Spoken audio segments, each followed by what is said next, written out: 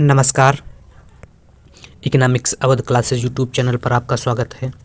आज की इस क्लास में हम लोग लागत की अवधारणा के बारे में अध्ययन करेंगे।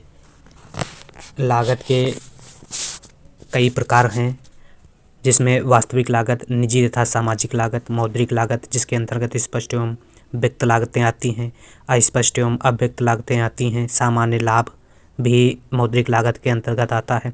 अवसर लागत के बारे में जानेंगे तथा समय के आधार पर अल्पकालीन लागत एवं दीर्घकालीन लागत की अवधारणा के बारे में जानेंगे। आज की यह क्लास जो है क्लास 11 एवं 12 के विद्यार्थियों के लिए महत्वपूर्ण होने के साथ साथ बीए एवं एमए के विद्यार्थियों के लिए भी महत्वपूर्ण है। इसके अलावा जो विद्यार्थी टीजीटी एवं पीजीटी की तैयारी अर्थशास्त्र विषय से कर रहे हैं, उन विद्यार्थियों के लिए भी लागत की अवधारणा या लागत से संबंधित जो यह क्लास है महत्वपूर्ण है। अगर लागत की बात करें तो सिंपल पहले हम लोग जान लेते हैं लागत क्या है या लागत किसे कहते हैं। तो साधारण शब्दों में कहा जा सकता है कि किसी भी वस्तु के उत्पादन के लिए उत्पादक द्वारा जो व्यय किया जाता है, वह व्यय ही वस्तु की लागत कहलाती है। लागत क्या होती है? किसी वस्तु के निर्माण में उत्पादक द्वारा जो लागत वहन की जाती है या जो व्यय किया जाता है, वह व्यय ही उस वस्तु की उत्पादन लागत कहलाती है। अब उत्पादक करते समय एक उत्पादक, जैसे मान लेते हैं एक पेन का उत्पादन करना है, तो पेन के उत्पादन के लिए लागत को सबसे पहले भूमि की आवश्यकता होगी। भूमि, पूंजी, श्रम एवं साहसी की आवश्यकता होगी। तो भूमि, पूंजी एवं श्रम तथा साहसी को उसके उपयोग के बदले जो भी लागत वहन की जाती है, वह वस्तु की लागत होगी। भूमि को उपयोग के बदले लगान दिया जाता है, तो लगान के रूप में जो पैसा दिया जाता है वह लागत में शामिल होगा। पूंजी के उपयोग के बदले हम बैंक में ब्याज देते हैं, तो ब्याज का जो पैसा किसी वस्तु के लागत में शामिल होगा, वह वस्तु की लागत होगी। श्रम को मजदूरी दी जाती है, मजदूरी भी लागत में साहसी होगी, और साहसी का लाभ भी जो है लागत में शामिल किया जाता है। तो लागत क्या होती है? किसी भी वस्तु के उत्पादन के लिए उत्पादक द्वारा जो व्यय किया जाता है, उसी को ही लागत कहा जाता है। किसी वस्तु को उत्पादन करने के लिए उत्पादक जो साधन लगाता है, वही उसकी लागत होती है। और उत्पादक साधन में क्या भूमि लगाता है, पूंजी लगाता है, श्रम लगाता है और साधन और साहस को लगाता है। तो यह जो है उस वस्तु की उत्पादन लागत होगी। लागत जो है उत्पादन से ही निकलती है, और लागत फलन जो है स्वतंत्र नहीं होती है, इसे उत्पादन फलन से प्रस्तुत किया जाता है। वस्तु की कीमत जो है मांग और पूर्ति की शक्तियों द्वारा निर्धारित की जाती है।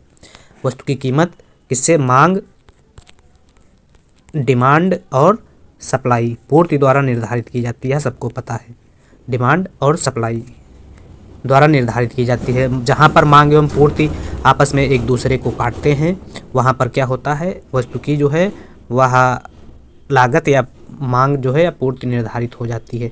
वस्तु की मांग जहाँ उसकी उपयोगिता द्वारा निर्धारित होती है, वस्तु की मांग जो है वस्तु की उपयोगिता द्वारा निर्धारित होती है, और वस्तु की पूर्ति जो है उत्पादन लागत द्वारा निर्धारित होती है। पूर्ति को समझने के लिए उत्पादन लागत को समझना आवश्यक हो जाता है। पूर्ति जो है, पूर्ति को समझने के लिए उत्पादन को समझना आवश्यक हो जाता है। उत्पादन फलन या उत्पादन जो है अर्थशास्त्र में पूर्ति पक्ष का हिस्सा माना जाता है, और लागत फलन, उत्पादन फलन और लागत फलन दोनों जो है अर्थशास्त्र में पूर्ति पक्ष का ही हिस्सा माना जाता है। तो लागत फलन अगर पूछा जाए अर्थशास्त्र में किसका हिस्सा है, तो यह जो है लागत, अर्थशास्त्र में लागत फलन जो है या लागत जो है पूर्ति पक्ष का हिस्सा है। इसी प्रकार से उत्पादन फलन या उत्पादन भी अर्थशास्त्र में पूर्ति का ही हिस्सा माना जाता है। अब अगर लागत की अवधारणा की बात की जाए, तो लागत शब्द एक निश्चित अवधारणा को प्रकट करता है। इसके अंतर्गत जो है विभिन्न प्रकार की लागतों का प्रयोग किया जाता है, जिसमें वास्तविक लागत रियल कॉस्ट को शामिल किया जाता है। निजी एवं सामाजिक लागत को शामिल किया जाता है। Private cost and social cost को लागत की अवधारणा में शामिल किया जाता है तथा मौद्रिक लागतों को, मनी कॉस्ट को लागत की अवधारणा में रखा गया है, जिसमें स्पष्ट लागतें होंगी जिनको व्यक्त लागत कहा जाता है। इसके अलावा मौद्रिक लागत में अस्पष्ट या अव्यक्त लागतों को शामिल किया जाता है। और ध्यान रखने योग्य बात है कि सामान्य लाभ को मौद्रिक लागत में शामिल किया जाता है। अपॉर्चुनिटी कॉस्ट या अल्टरनेटिव कॉस्ट या अवसर लागत को भी लागत की अवधारणा में शामिल किया जाता है। अब लागत के प्रकारों में समय के आधार पर अल्पकालीन एवं दीर्घकालीन लागतें जो है 2 प्रकार की होती हैं। अब लागत के बारे में हम लोग जान चुके हैं। तो लागत क्या है? किसी भी फर्म या उत्पादक द्वारा उत्पादन प्रक्रिया में विभिन्न साधनों जैसे श्रम, भूमि, पूंजी पर जो राशि व्यय की जाती है, उसी राशि को ही क्या कहा जाता है? लागत या कास्ट कहा जाता है। लागत या कास्ट क्या है? किसी फर्म या उत्पादक द्वारा उत्पादन प्रक्रिया में विभिन्न साधनों जैसे श्रम, पूंजी एवं भूमि के बदले जो राशि व्यय की जाती है, उसी राशि को क्या कहते हैं? लागत कहते हैं। अब लागत में वास्तविक लागत किसे कहते हैं? रियल लागत। तो वास्तविक लागत के जो प्रतिपादक अर्थशास्त्री हैं वह मार्शल को माना जाता है। मार्शल जो है वास्तविक लागत या रियल कास्ट के प्रतिपादक अर्थशास्त्री माने जाते हैं। क्या है वास्तविक लागत? किसी वस्तु के उत्पादन में समाज के विभिन्न वर्गों द्वारा किया गया प्रयत्न या त्याग जो है समाज की वास्तविक लागत कहलाती है। किसी वस्तु के उत्पादन में समाज द्वारा जो त्याग या प्रयत्न किया जाता है, उसी त्याग या प्रयत्न को ही वास्तविक लागत कहा जाता है। वस्तु के उत्पादन में समाज को जो त्याग, परिश्रम व कष्ट करना पड़ता है, वही त्याग, परिश्रम या कष्ट जो है उस वस्तु की उत्पादन लागत कहलाती है। उत्पादन लागत में, वास्तविक उत्पादन लागत में जो है मुख्य रूप से 2 तत्वों को शामिल किया जाता है। उसमें श्रमिकों के शारीरिक प्रयत्न को शामिल किया जाता है, मतलब श्रमिक द्वारा जो है शारीरिक प्रयत्न या श्रम दिया जाता है वस्तु के उत्पादन में, उसको वास्तविक लागत में शामिल किया जाता है। इसके अलावा पूंजी के संचय से जो त्याग या कष्ट होता है किसी व्यक्ति को, उसको भी वास्तविक का हिस्सा माना जाता है।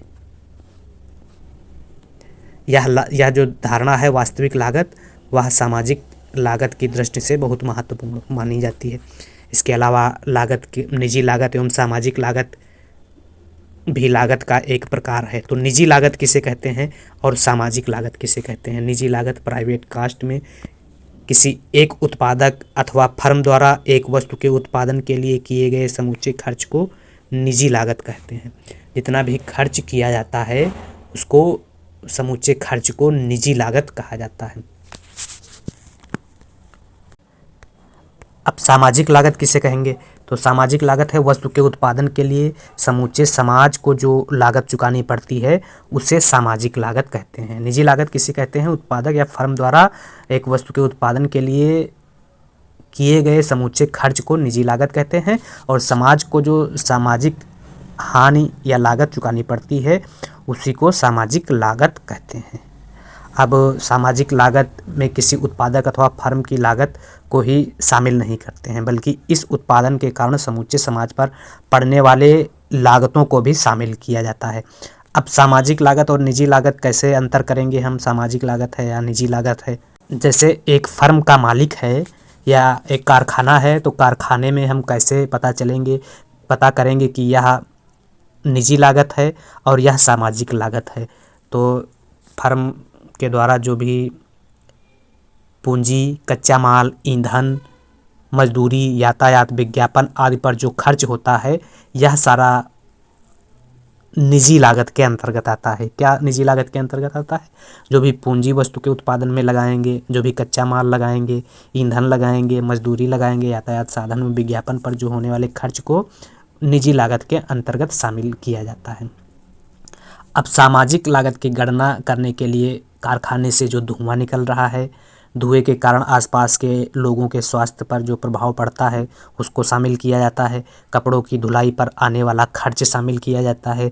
नदी के पानी में रासायनिक पदार्थों के मलबों को छोड़ने से जो हानि हो रही है उसको जो है सामाजिक लागत के अंतर्गत शामिल किया जाता है। तो इस प्रकार से निजी लागत और सामाजिक लागत में अंतर स्पष्ट हो गया होगा। अब जैसे एक मोटर कार चालक है, मोटर कोई व्यक्ति चला रहा है तो मोटर चला रहे व्यक्ति के लिए जो पेट्रोल का खर्च है और जो टायर में घिसावट या पुर्जों में घिसावट हो रही है, इन सबको क्या कहेंगे, निजी लागत के अंतर्गत रखेंगे। तथा मोटर चलने से जो सड़क के रखरखाव में खर्च हो रहा है, धुएं के कारण जो प्रदूषण हो रहा है तथा लोगों को और असुविधाएं हो रही हैं, इसको हम सामाजिक लागत के अंतर्गत रखेंगे। तो यह लागत के प्रकार में निजी लागत और सामाजिक लागत के प्रकार हैं। इसी प्रकार से मौद्रिक लागत किसे कहेंगे, तो मौद्रिक लागत में वे समस्त मौद्रिक खर्चे जो एक फर्म वस्तु के उत्पादन के लिए इस्तेमाल किए जाने वाले विभिन्न मदों पर खर्च करती है, उसको क्या कहते हैं, मौद्रिक लागत कहते हैं।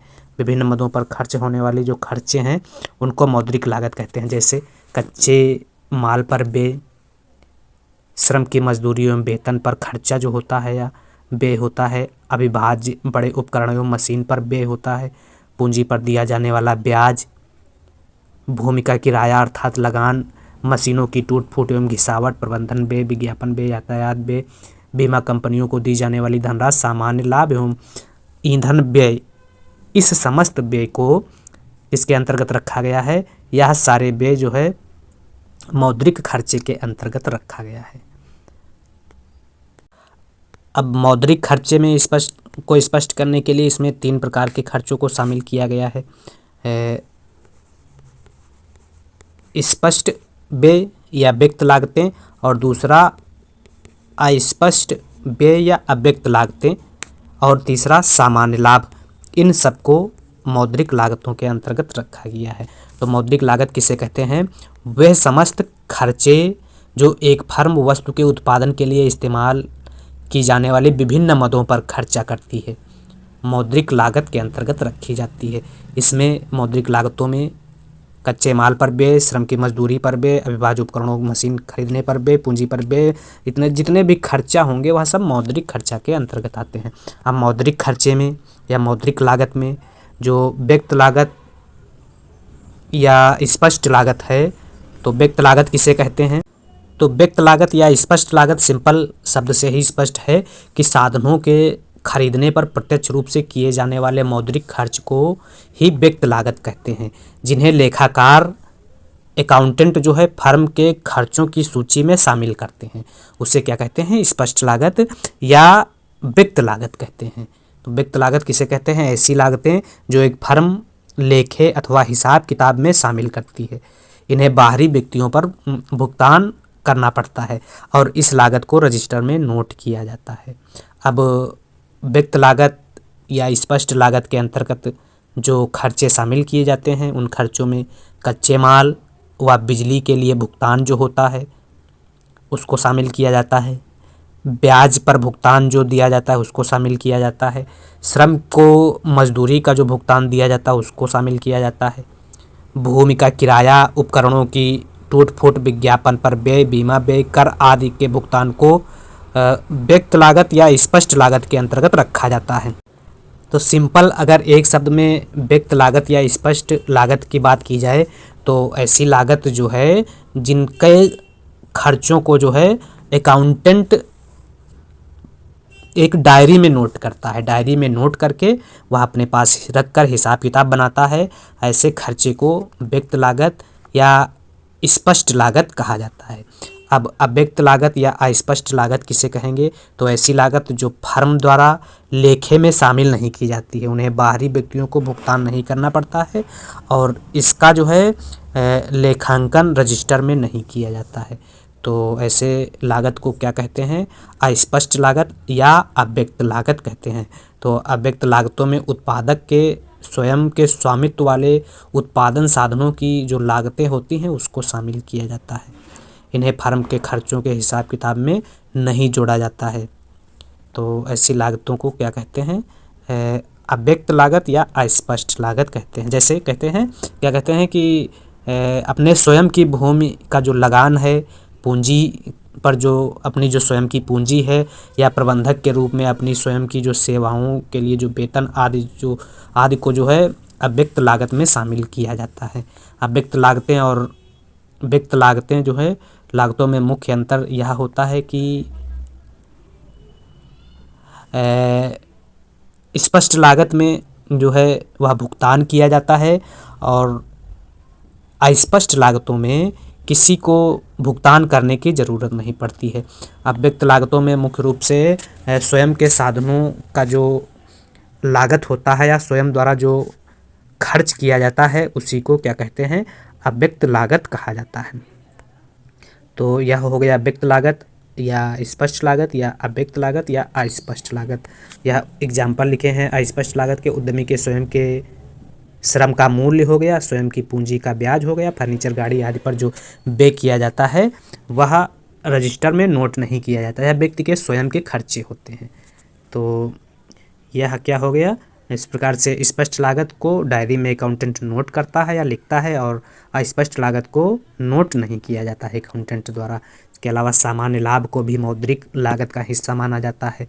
तो किसी उद्यमी या उत्पादक को व्यवसाय में बनाए रखने के लिए जिस न्यूनतम राशि की आवश्यकता होती है उसे सामान्य लाभ कहते हैं। आधुनिक अर्थशास्त्री सामान्य लाभ को मौद्रिक लागत में शामिल करते हैं। आधुनिक अर्थशास्त्री जो है सामान्य लाभ को मौद्रिक लागत में शामिल करते हैं। सामान्य लाभ जो है अव्यक्त लाभ का हिस्सा माना जाता है। तो यह किसका हिस्सा है? ध्यान रखना है, सामान्य लाभ जो है यह अव्यक्त लाभ का हिस्सा माना जाता है। तो इस प्रकार से जब मौद्रिक लागत निकालने की बात आएगी तो मौद्रिक लागत में व्यक्त लागत को शामिल किया जाता है, अव्यक्त लागत को शामिल किया जाता है, प्लस सामान्य लाभ को शामिल किया जाता है। सामान्यतः मौद्रिक लागत में कुछ मदों को शामिल किया जाता है। वे मदें हैं जैसे कच्चे माल की लागत, मजदूरी, ब्याज, लगान, प्रबंधन की लागत, घिसावट एवं टूट फूट, विज्ञापन पर व्यय, आयात यातायात व्यय, उत्पादक द्वारा प्रयुक्त साधनों की लागतें, सामान्य लाभ तथा अन्य खर्चे जो है इसके अंतर्गत रखे जाते हैं। इसके अंतर्गत मौद्रिक लागत के अंतर्गत। मौद्रिक लागत क्या है? व्यक्त लागत और अव्यक्त लागत प्लस सामान्य लाभ का हिस्सा मानी जाती है मौद्रिक लागत। तो यहाँ हम लोगों ने स्पष्ट लागत एवं अस्पष्ट लागत, इम्प्लिसिट कास्ट और एक्सप्लिसिट कास्ट के बारे में अध्ययन किया। अब अगली जो लागत की अवधारणा है, ये लागत का प्रकार है, उसे अवसर लागत कहते हैं। अवसर लागत या इसको कह सकते हैं वैकल्पिक लागत या इसको उत्पादन संभावना वक्र के नाम से भी जाना जाता है। तो अवसर लागत क्या है? तो सिंपल है, किसी वस्तु X की अवसर लागत और दूसरी वस्तु Y की वह कीमत है जिसका वस्तु X का उत्पादन करने के लिए त्याग करना पड़ता है। वस्तु X का उत्पादन करने के लिए जिसका त्याग करना पड़ता है जिस वस्तु का, उसी को क्या कहते हैं? अवसर लागत कहते हैं। या कह सकते हैं किसी वस्तु की अवसर लागत उस साधन के दूसरे सर्वश्रेष्ठ वैकल्पिक प्रयोग में मिलने वाला मूल्य होता है। बेनहम अवसर लागत की परिभाषा देते हुए कहते हैं किसी वस्तु की अवसर लागत सर्वश्रेष्ठ वैकल्पिक वस्तु की वह मात्रा है जिसे उन्हें साधनों अथवा उतनी ही मुद्रा खर्च करने के समान साधनों के समूह द्वारा उत्पन्न किया जा सकता है। तो अवसर लागत अगर सिंपल शब्दों में कहा जाए तो लागत किसी वस्तु के छोड़े गए सर्वश्रेष्ठ विकल्प की लागत जो है औसत लागत होती है। औसत लागत क्या होती है? किसी वस्तु के छोड़े गए सर्वश्रेष्ठ विकल्प की लागत अवसर लागत कहलाती है।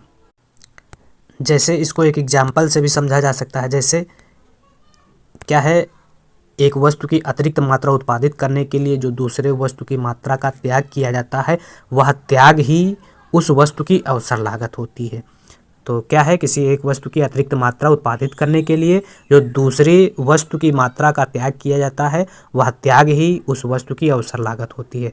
अब मान लेते हैं एक बढ़ाई है और प्रतिदिन क्या करता है? 10 घंटे काम करता है बढ़ाई। 10 घंटे काम करके वह 5 कुर्सी और 10 मेज बना सकता है, लेकिन अब उसको क्या करना है, एक कुर्सी बढ़ाना है।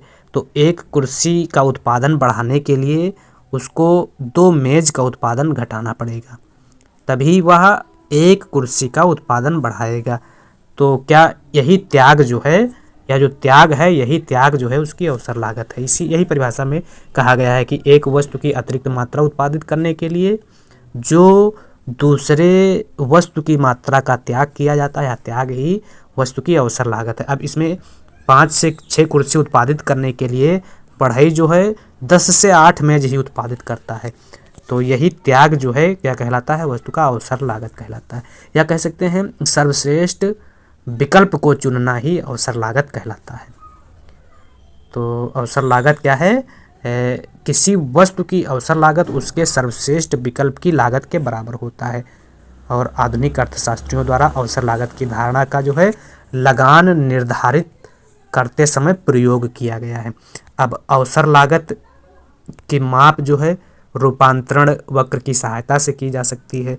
यह रूपांतरण वक्र जो है स्थिर अवसर लागत को बताता है, यह रूपांतरण वक्र जो है ह्रासमान अवसर लागत को बताता है, और यह रूपांतरण वक्र वर्धमान अवसर लागत को बताता है।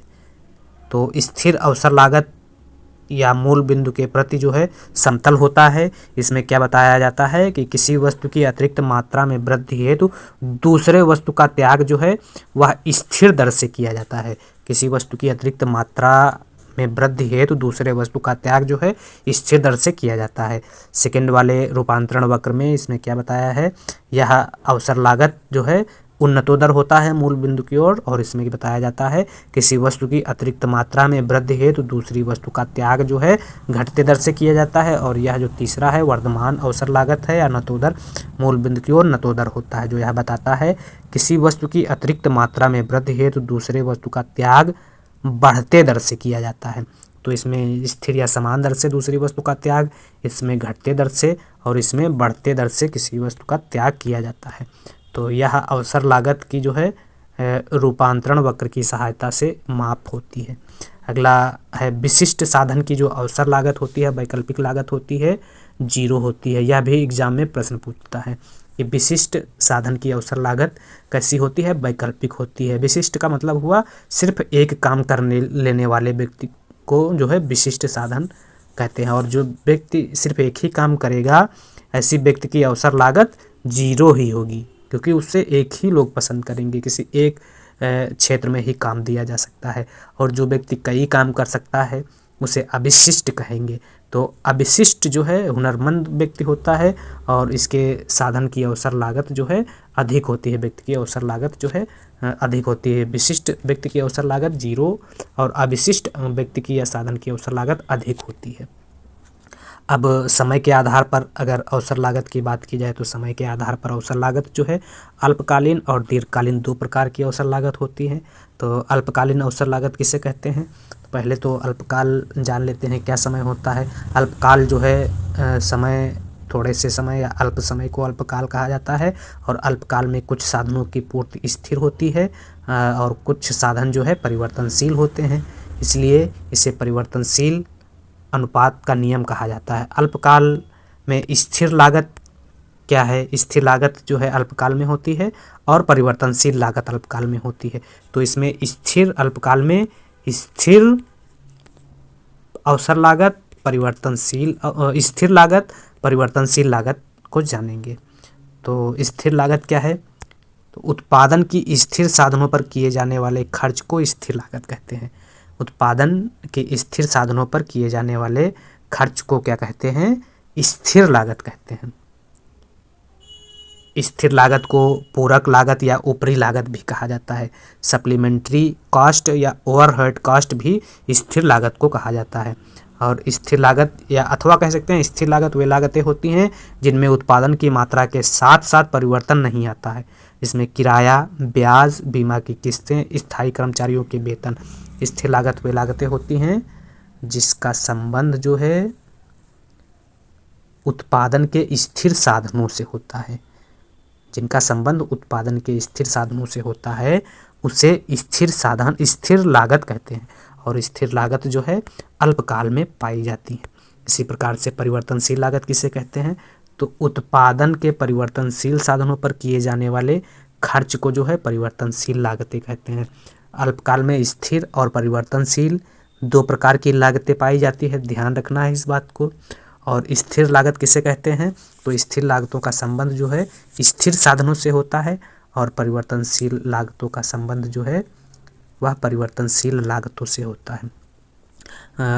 परिवर्तनशील लागतें वे लागतें हैं जिनमें धीरे धीरे उत्पादन की मात्रा के साथ साथ परिवर्तन आता है। इन्हें प्रमुख लागतें, विशिष्ट लागतें अथवा प्रत्यक्ष लागतों के रूप में शामिल किया जाता है। अब परिवर्तनशील लागतों के अंतर्गत जैसे कच्चे माल को शामिल किया जाता है, बिजली एवं ईंधन पर होने वाले खर्च को शामिल किया जाता है और दैनिक मजदूरी पर जो खर्च होता है उसे शामिल किया जाता है। और स्थिर लागतों में क्या क्या शामिल किया जाता है? किराया जो होता है उसको शामिल किया जाता है, ब्याज, बीमा की किस्तें, स्थायी कर्मचारियों के वेतन को शामिल किया जाता है। अगर स्थिर लागतें और परिवर्तनशील लागतों में अंतर की बात की जाए तो स्थिर लागतों का संबंध उत्पादन के स्थिर साधनों से होता है। स्थिर साधनों का मतलब किराया जो हो जाएगा, ब्याज, बीमा की किस्तें, स्थायी कर्मचारियों के वेतन होते हैं। और परिवर्तनशील लागतों का संबंध जो होता है उत्पादन के परिवर्तनशील साधनों से होता है। स्थिर लागतों में उत्पादन की मात्रा के साथ साथ परिवर्तन नहीं आता है, जबकि परिवर्तनशील लागतों की मात्रा में घटने के साथ साथ घटती जाती है। और स्थिर लागतें ये कभी जो है उत्पादन बंद कर देने पर भी शून्य नहीं होती हैं। स्थिर लागतें जो है यह कभी शून्य नहीं होती हैं, चाहे उत्पादन हो चाहे ना हो, इनको खर्च करना ही पड़ेगा उत्पादन। और परिवर्तनशील लागतें ये उत्पादन बंद होने पर शून्य हो जाती हैं। ठीक है, तो स्थिर लागतें जो है हमेशा बनी रहती हैं, यह कभी जो है उत्पादन बंद कर देने पर शून्य नहीं होती है। लेकिन परिवर्तनशील लागतें जो है यह उत्पादन बंद कर देने पर शून्य हो जाती हैं। अब जो है अल्पकालीन लागतों को 3 भागों में बांट कर देखा जा सकता है। लागतों के प्रकारों की अगर बात की जाए तो अल्पकालीन लागतें जो है कुल लागत, अवसर लागत और सीमांत लागत, यह 3 भागों में बांटकर देखी जा सकती है। तो कुल लागत किसे कहेंगे? तो अल्पकाल में स्थिर एवं परिवर्तनशील लागतों के योग को कुल लागत कहा जाता है। स्थिर और परिवर्तनशील लागतों के बारे में एक वीडियो अलग से बनाएंगे। तो कुल लागत किसे कहते हैं? Total variable cost plus total fixed cost के योग को क्या कहते हैं? टोटल कास्ट कहा जाता है। तो यह याद हो गया होगा, टोटल परिवर्तनशील लागत और कुल स्थिर लागत के योग को क्या कहते हैं? कुल लागत कहते हैं। इसी प्रकार से औसत लागत किसे कहते हैं? एसी किसे कहते हैं? तो कुल उत्पादन में उत्पादन की इकाइयों का भाग देकर जो औसत लागत प्राप्त होती है उसी को औसत लागत कहते हैं। टीसी में जब क्यू का भाग देंगे तो हमें जो लागत प्राप्त होगी उसी को एसी कहेंगे। या एसी को हम यह भी कह सकते हैं एएफसी प्लस एवीसी का योग भी एसी कहलाता है। एएफसी प्लस एवीसी का योग भी एसी कहलाता है। अगला जो सीमांत लागत है, तो सीमांत लागत किसे कहेंगे?